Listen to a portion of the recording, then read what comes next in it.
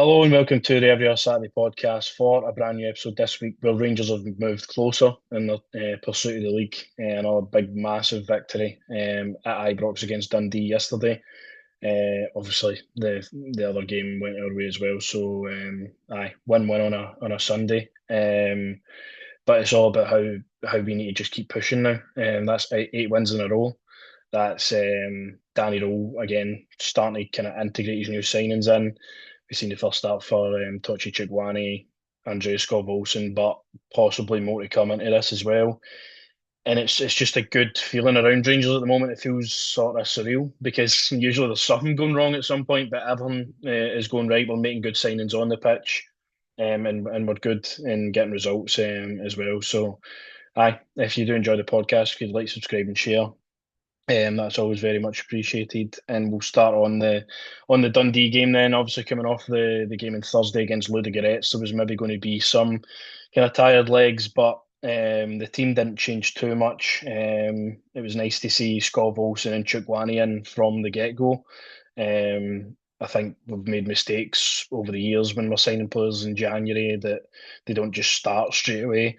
It was nice to get them in straight away, started trying to kind of acclimatise to what this is now at Rangers. And I think you could see in the opening stages of the game, Scott Olsen maybe struggling to get on the ball at times, having to drop deep to find the ball because Dundee were a pain in the arse to play against, if we're honest, in that first 45. We were going man for man all over the pitch, and we really struggled to create much in that first half. But I think the team kind of picked itself the other day. Chermiti missing out through illness. Maybe the only one was Mikey Moore for me. I think he's been maybe hot and cold since his Celtic game. I don't know about yourself. I know, I agree with Moore. A bit hot and cold, like you say. I think the full team at the start of the game, I don't know, it was a bit of a nervous buzzer during the game. I think because we knew like the states going into it, obviously Hearts and Celtic were playing each other. It was a big chance for us to actually capitalise because we knew at least one of the teams would be dropping points. So I don't know. There was a bit. Obviously, you've seen the team. You're happy with the team, like Chigwani and Scott Wilson getting their debut. Like you say, it's good to actually get these players in. You've seen it before with like Raskin and Cantwell. They don't actually start these games that are important, and then when they're coming in at the end of the season. There's not really a lot of stakes to play for. So no, it was good to get them in at the start. But like I was saying, it just felt really cagey. I felt like it was actually annoying me at first because I thought it was like it's such a big game. I know it's against Dundee, but it's a big game. Every game's big in the league now. I felt we were just lethargic. I felt we were quite passive, quite slow in the build up. We went to that. We were reverting back to that long ball stuff, like for Butland right over to Miovski. Miovski's not the tallest guy in the world or the strongest. So it was a bit of a weird game, the first half especially. But I was just glad to get it over the line. And obviously, credit to Dundee. They were a pain in the arse, like you say, to play against. That was their tactics, just to frustrate us, and they were doing that. They were frustrating, I think, the fans as well, that a lot in the first half as well. So, first half was a bit of a dodgy Aye, one, but in the end. aye, no, I think I definitely agree on that.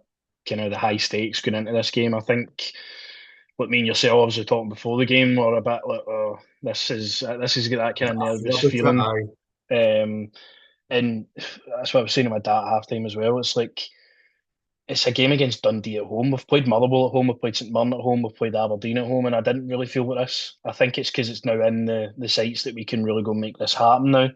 Um, Especially with the other game happening as well at the same time didn't really bode well with, for the nerves as well. We are obviously keeping an eye on what's going on, but I think you could definitely see that feeding into the pitch as well for the fans that were kind of trying to just get that goal as early as we could, and we thought we maybe did get it through Chukwani with a header. Looking back, though, he is offside, so right call for the officials on that one. But it was a first half pretty much of just humming in on and seeing what we could get sticking up the top end of the pitch, and there was really nothing coming our way. Asgard did have a good strike just before half time as well.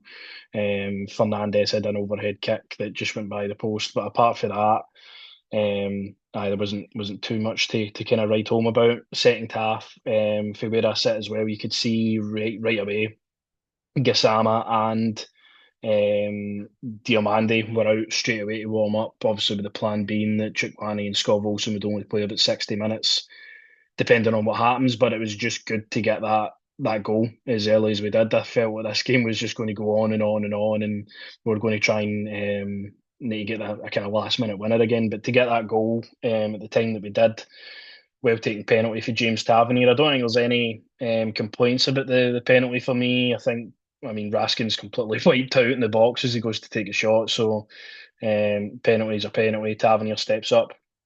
Obviously, rightfully mentioned his 100th league goal for Rangers as well, which is a good start.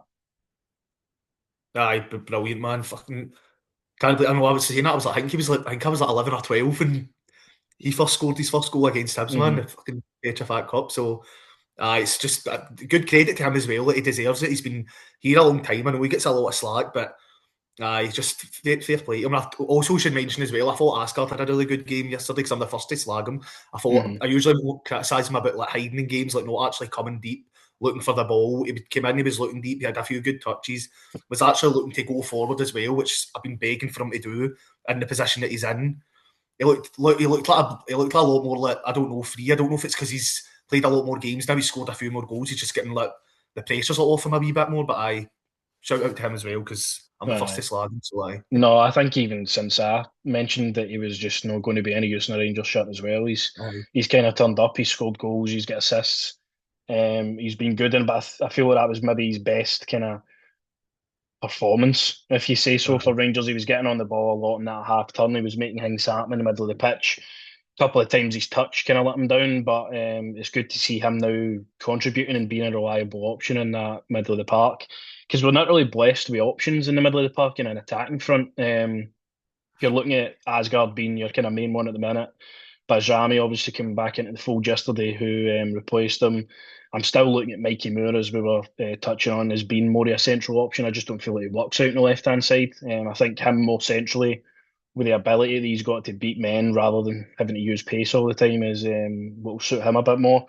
Um, and then obviously, as you say, Scott Olsen and that are just kind of getting up to speed. So they did get 60 minutes, but um, even though you're saying credit to Dundee for being a bit of a pain in the arse to play, I thought Dundee actually played well in the game. I thought they actually spread the ball quite well. They didn't look uncomfortable coming to Ibrox and trying to do anything rash. They were really calm about what they were doing, and they didn't really get into our box a lot. Don't think Butland really had a save to make, which is a testament to how good we've been defensively. But I think they're definitely a lot better than they were when we beat them 3-0 away from home.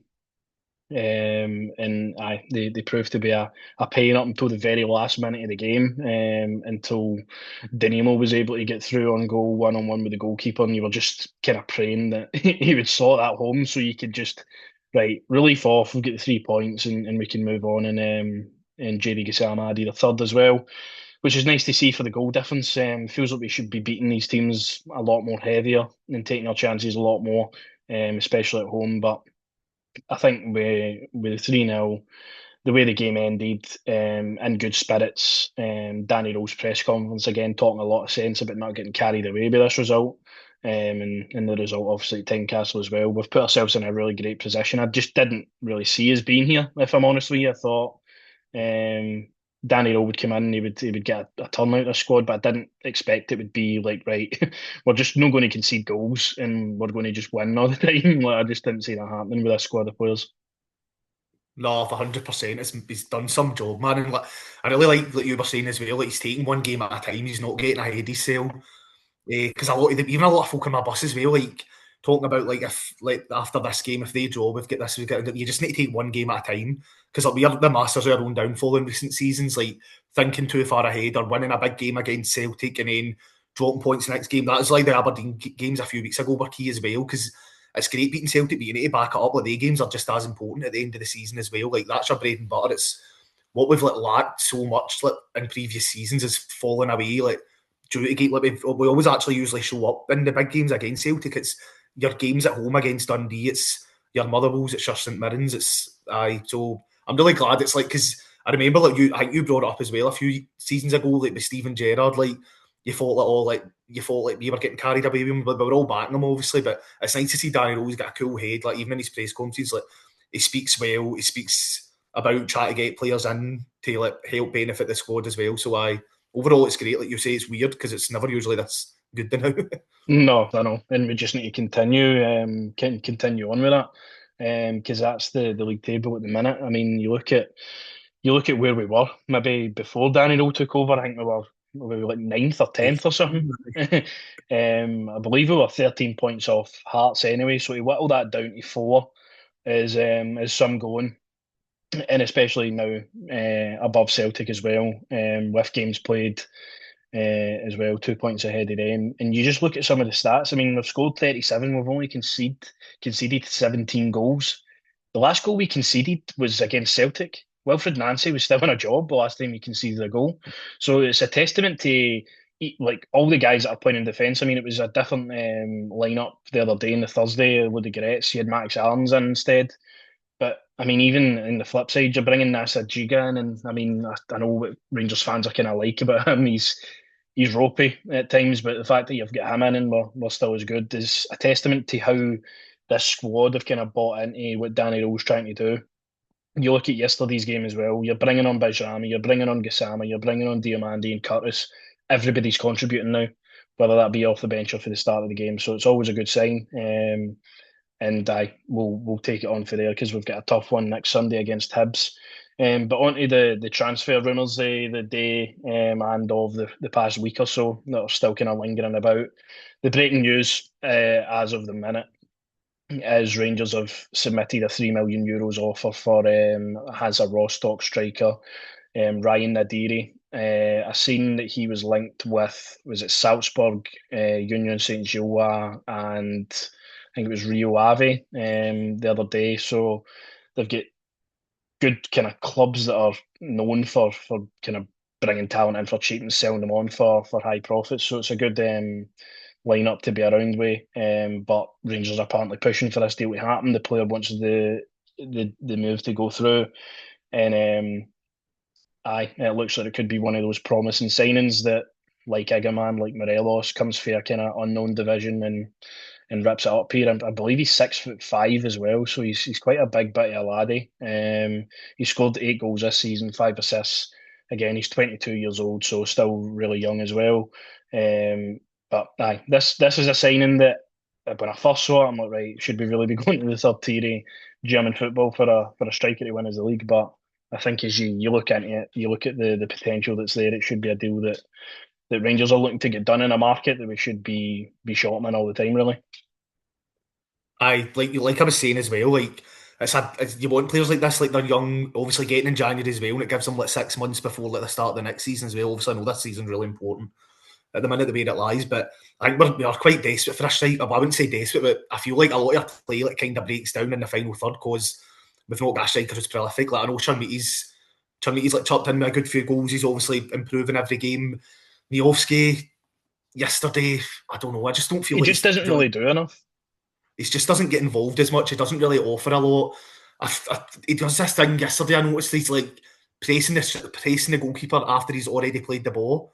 I don't know if that's to like look as if you're trying to be, as if Mm-hmm. you're like Kane. I don't know. It's just weird. So I think we are really needing a striker. Obviously, it'd be good. Like, if Asgard's improving now, like finding someone to link up with as well. But I obviously have probably not heard a lot of him because he's German third division. But if he's linked with the teams, especially Strasbourg as well, who have got that partnership with Chelsea, because we Mm-hmm. know that most players that Strasbourg sign have like under Chelsea's regime. So I looks the party. Assists are decent. Obviously, if he's 6'5" and all, if we need to divert to long balls in some of the games, and that helps because Aye. Miovski's not really doing it now with the long balls for I Butland. know. I think Danny Rowe was definitely looking for a striker of this mould because I mean, you look at Yusuf Shamiti since he's came in, he's a big guy as well.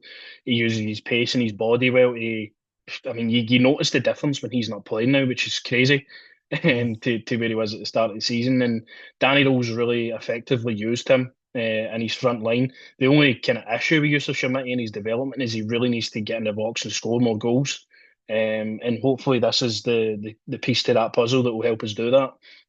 Because I mean, Miovski, fair enough. I think he scored 8 goals this season. He scored the three against Annan, but largely his play's not been good enough for a Rangers striker. He doesn't get involved in the play enough. He doesn't take on chances like that one in Ludogorets game where it came to him and he just tried to pass it. Like things like that aren't a striker that's going to really cut the mustard at Rangers. To be honest with you, but aye. the teams that are in for this guy are good. Multiple different clubs across Europe are after him. So let's see. Hopefully we can get him in the door. Another striker that's been linked, and I don't know if this is just through the partnership with the 49ers own in Leeds as well, but Joe Pirot, who has been at Leeds for a couple of seasons, he done really well in the Championship for Swansea, done really well for them last season as well. Coming into the Premier League, though, maybe just that step up has caused him to lose his place in the team to Calvert-Lewin, who's been great. No Walker for his signed for AC Milan, so he's struggling for game time. They're also looking to spend £40 million on Strand Larsen for Wolves. So, Joe Perreault will be down the pecking order. Probably again a loan would be sanctioned for this one. I don't think we could go and afford them, especially with the Premier League at the minute. But nice to put two and two together and hopefully get a good deal out of it because Joe Rothwell just wasn't the start of that partnership that I'd hoped.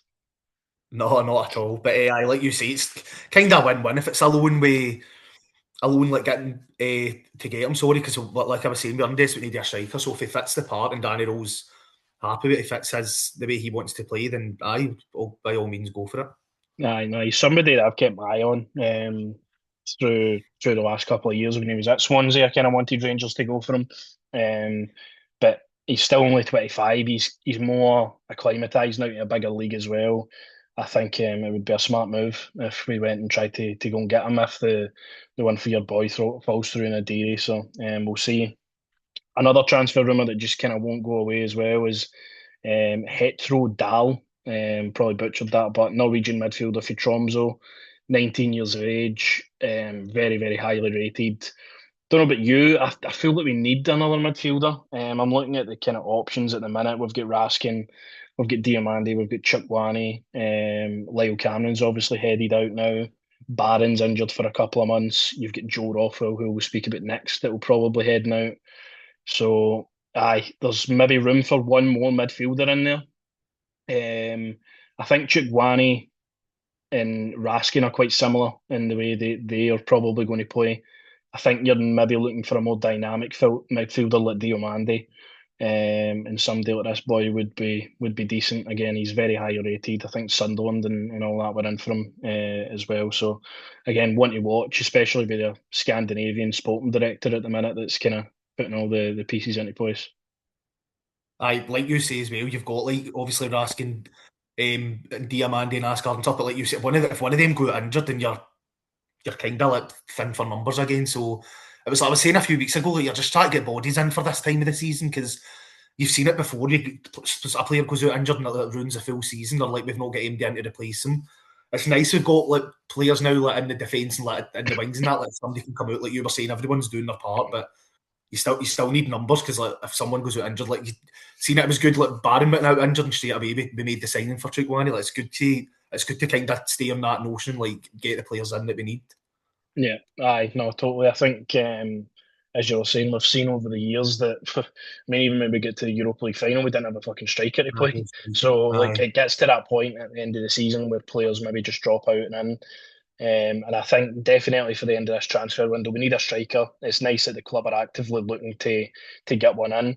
And I definitely think another midfielder would be key as well. Somebody that's maybe totally different to what we've got, and somebody that we can obviously nurture for the future as well. But definitely want to keep an eye on, as is Joe Rothwell. I mean, there's been chat at the very start of this window that he would be allowed to leave the club, and nothing's happened. So to me, this spells like another. He's going to be loaned out for the next couple of years until his contract runs out because he's on too much wages. Unfortunately. But then again, I don't think he's a bad player. I just don't think he's really suited to Rangers and the No. demands that are at the club. If I'm honest with you, but he's in the European squad. He was on the bench on Thursday. He'll probably start on Thursday if he's not away with him. So he's somebody that I thought would leave a lot sooner. If I'm honest with you. It's just no worked out, man. I genuinely forgot who he was until I seen him in the lineup for the Anning game a few weeks ago, man. He's hardly played. Like he's just no suited. He just looked. I don't know. He looked unfit as well. When I don't know if that was the way like Russell Martin was using him when he was playing under Martin, but I don't know. He just looked. he just didn't suit the league at all. He just didn't suit the club at all. And that's like good luck for him in the future if he ever leaves. He'll obviously might go and do great things, but sometimes a player just doesn't suit the club, and he just didn't suit us. So I Aye. hopefully gets good luck to him if he leaves. Aye. Aye, I just think that one will probably go down to the wire, to be honest with you, for deadline day. Another one that's kind of came out the blue today. I think if we all thought we were going to get a striker in, somebody would have to leave the club, and it looks like that person is probably going to be Danilo. There's been a couple of offers that have been in for Danilo over the past couple of hours. Paphos, who are in the Champions League at the minute, have bid £2 million for Danilo and look to take him away permanently. I think this is what Rangers prefer. They probably want to get rid of him on a permanent basis. I think I think he signed a 6 year contract, if I'm right, In 2023, in 2023. so I It's still got another bit. either a 5 or a 6 year contract. It was a lengthy deal anyway. So if you can get him out permanently, all good and well. I think it would be the perfect kind of parting gift for him to secure us the 3 points the other day, and he leaves. And I think he's one of those players that I don't really hold any ill will towards. He's had terrible time with injuries at Rangers, but I feel like he's always been a contributor. Like even yesterday, he comes on, he scores. 9 times out of 10 he gets chances, but I think we need to go in a different direction and get a different type of striker in. Now with the way that Danny Rowe wants to play, the other club that are in for him are Neck in the Eredivisie. I think they're looking to take him in on loan, but as I say, Rangers probably looking to get him off the books permanently. Um, aye, Daniel will possibly head now. How will you kind of remember his time at Rangers? Aye, well, like you say, but like just chipping in with goals now. Obviously, the injuries were really bad. I think his like his first game, he like up in Perth, he get booted and was out for like 6 weeks, had to wear a mask. Then he came Aye, back, was injured again. It's just kind of the story of Rangers feel. As soon as they get hit a wee bit of momentum, they go out injured, and obviously you can't really, obviously it's not really his fault, but you can't really afford to keep a player for what another 2 or 3 years who's maybe going to yeah, play a couple of games, contribute for a couple of big goals, and then be injured for the rest of the season. He's probably on a decent wage as well. Because I think aye. we signed him for a good bit of money as well, so we would be losing out. But aye, again, just no ill will. Like, same as Raphael, it's just kind of no work to it, and it's by no fault of his own. Aye, I think it's at that stage of the window now where these guys will need to look at what their options are going to be, because I don't really see Danilo playing a lot of football. He hasn't in the past couple of weeks anyway.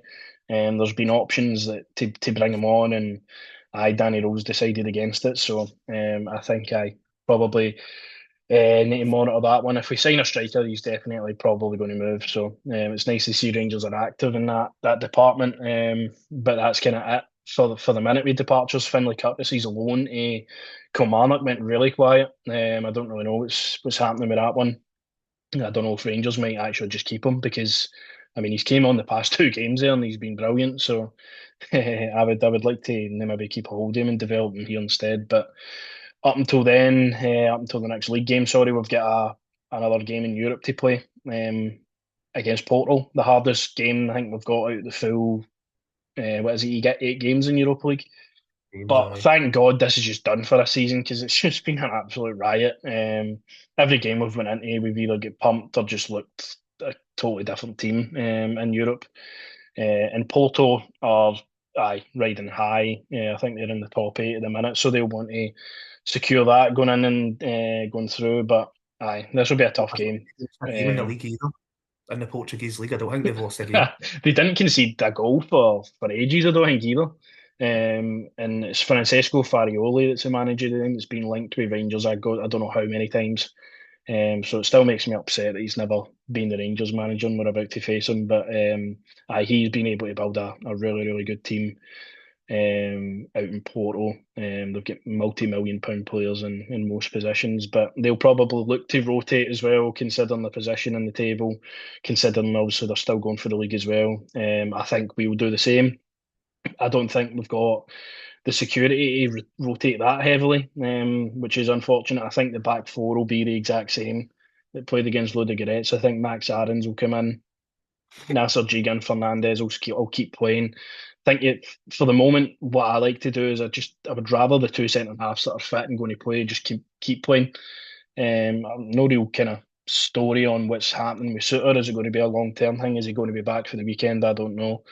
But continue with the two of them at centre half. Jaden McGoma, I mean, he's played about 40 games this season. He's been our only left back. And somebody that's maybe went under the radar because I think he's been brilliant the last couple of weeks. To be fair to him, the midfield, as I was saying, Joe Rockwell might very well leave before this game's even played. But if he doesn't, there's a start fee in Porto, in a dead rubber. Diomande will probably start next to him. I would like to see Mikey Miller play centrally. I think that's a good option to maybe use him there. Finlay Curtis out on the left. Oliver Antman again, somebody that's just kind of not had his chance under Danny Rowe. And I think Yusuf Sharmiti will probably start this game and the game on Sunday. But considering he missed out yesterday, I think Danny Rowe will want to give him some minutes to get up to speed for the game on Sunday. But this is just a game to get out of the way, really. It's an line that we have to go over to Porto and even play it. But aye, is what it is. If we can come out with a result and just keep building that momentum and keep the winning run going, that'd be great. But I think it'll be a really tough ask. I know it's like you were saying as well, but see what you were saying. I know we're kind of past the transfer talk, but would you maybe look for Rangers to maybe be signing another centre back as well, just for that protection? Because like you were saying, if Souters out injured, and then obviously if one of them are out injured, you're kind of thin for numbers again. Well, I So mean, you're kind of looking at. I mean, Dujon Sterling's kind of went missing after he was back in training last week, and he's not been in any of the squads. Again, he's not somebody you can really rely on in there for injury fitness. prone as well. I seen Derek Coming in. Cornelius was back in not back in training. Sorry, he was in the gym. He posted a photo on his Instagram story that he was doing gym work and that. So I don't think he'll be too far away either. It's nice to see that he's still here actually because I didn't know if the Rangers would maybe just cut their own shot and send him back. But it looks like he's going to be available maybe in the next couple of weeks, which is nice. I think I would say we're all right in the centre half position because of that. I mean, it's all going to rely on if somebody maybe goes out injured on Thursday, then Rangers will need to act quick. Um, but for me, I think we could be all right. I think we're definitely looking for an arm midfielder and an arm striker. I think that's where the priorities lie before the end of the window, and getting a couple of players out the door to make room, because the squad's quite big, and aye, obviously you need to keep everyone happy as well. But aye, that's kind of been that's the episode at the minute. Of course, still a lot of moving parts. I could probably go on my phone after I stop recording. There'll be another transfer room to talk about, but it's just the nature of what's kind of going on at the minute. And we've look forward to the game on Thursday. It'd just be nice to round off this Europa League campaign. We're not getting embarrassed and just continue on with that momentum. But the big game is Sunday. Hibs. They're on a bit of poor form at the minute. They've lost a couple of games. They were beat heavily off Falkirk. And it might spell one more defeat and David Gray gets the sack for there because they're definitely not being as good as they were this season to last. And they've got a good squad of players. Obviously, Kieran Bowie's been the one that's been on everybody's radar, Rangers and Celtic alike, maybe moving. But it's a team that haven't scored a goal against us this season, so hopefully that can continue into Sunday. Aye, like Easter Road as well. It's always just one of the pure nervy games. It's like especially at this time when we're actually going for a league title for a change. So obviously they'll probably be up for it as well. Like they need to try and hit their form if they want to get into the top 4 or 5 for Europe still. But it's just I say I've been saying it every week I'm on here, but just win the game, Rangers. Like just 3 points up the road, please. Like no hassle, just win. Aye, literally all it has to be for the rest of the season. Don't care how it's done. Don't care if we get a penalty. Don't care if we score another set piece.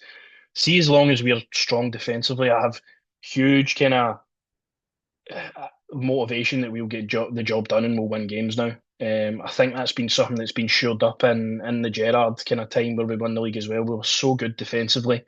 I think you're kind of seeing a repeat of that time where we were really good defensively and we were just getting results. And if we keep doing that, we'll keep pushing Hearts. Hearts have got big games coming up as well. Dundee United away. We've got them in a couple of weeks as well.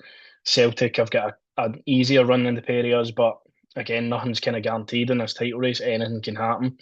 And it's exciting for the neutral, but it's definitely causing some heart palpitations when you're at Ibrox and you're 1-0 up in the 90th minute again. But aye, just continue on, Rangers, get some players in, and just go for it. And aye, we'll see where we end up at the end of this season. But that's been it for the podcast today. As always, if you could like, subscribe, and share, let us know your comments in the comments. Sorry, some of the thoughts on the transfer rumours. Anybody that you would like to maybe see join the club before the end of the window, and just in general Rangers chat. If you've got anything to say, let us know, and we'll be back next week. So we'll see you then.